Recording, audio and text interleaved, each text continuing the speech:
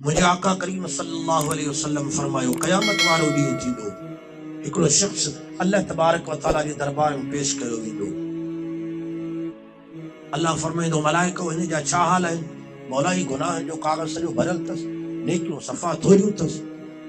अल्लाह ताला फरमाईंदो वठी वञोसि, जेको कयो अथई सो लोड़े, वठी वञोसि जहन्नम ॾे।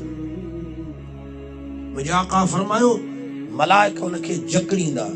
यकीन कंदो अॼु असां बि इंसान आहियूं, सम्झो था, असां बि आम माण्हुनि सां मिलूं था के जन्नत जे मथां ठठोलियूं, के जहन्नम जे मथां लतीफ़ा, सभु असां ॿुधूं, असां बि ॿुधूं था।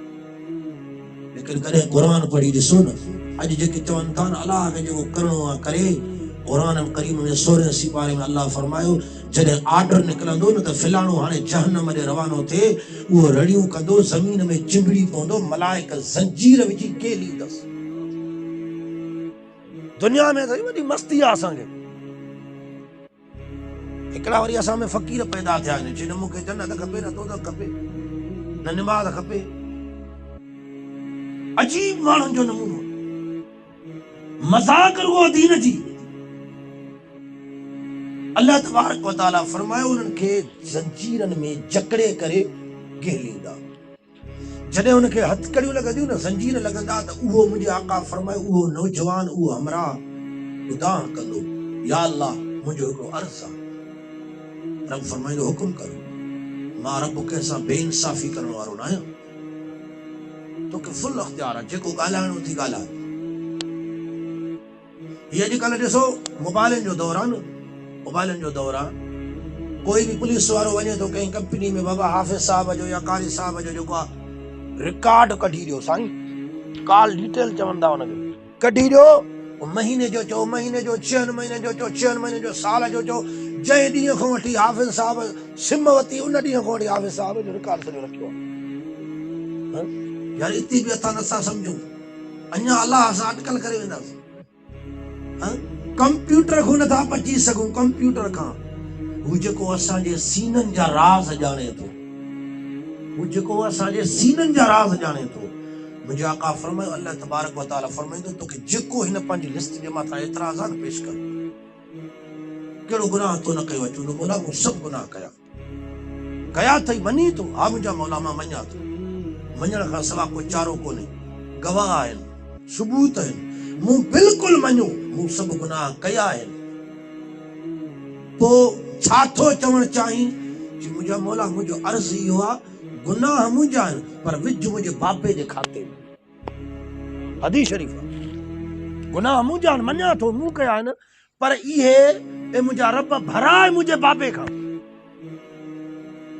अल्लाह फरमाईंदो गुनाह तो कया आहिनि, मञी बि अथो, जी मुंहिंजा रब मां मञा थो, पोइ भरे तुंहिंजो बाबो छो? अर्ज़ कंदो, ए मुंहिंजा रब, आलमे अरवाह में तुंहिंजो हुकुम थियो, जंहिं नुतफ़े में तो मूंखे मुंतकिल कयो, आउं मुंतकिल थी वियुसि। तुंहिंजी मर्ज़ी मौला, वाणे जे घर पैदा करी हा, ईसाई जे घर पैदा करी हा, यहूदी जे घर पैदा करी हा, तो मुसलमान जे घर पैदा कयो, तो मेहरबानी कई, आउं उनजे घर ॼमियुसि।